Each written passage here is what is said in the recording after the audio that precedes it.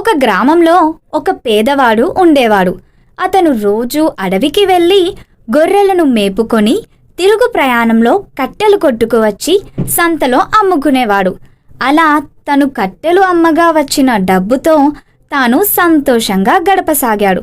ఒకరోజు తాను కట్టెలు కొట్టడానికి అడవికి బయలుదేరుతుండగా తన కొడుకు కూడా తన వెంట వస్తానని మారాన్ చేశాడు.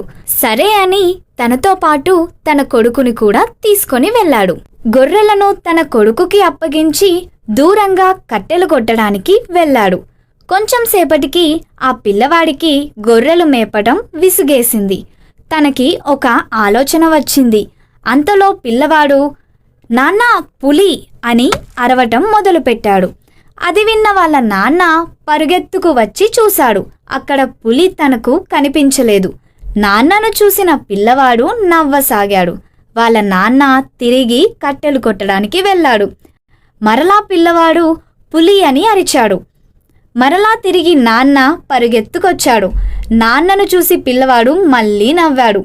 నాన్న పిల్లవాడిని మందలించి తిరిగి కట్టెలు కొట్టుకోవడానికి వెళ్ళాడు.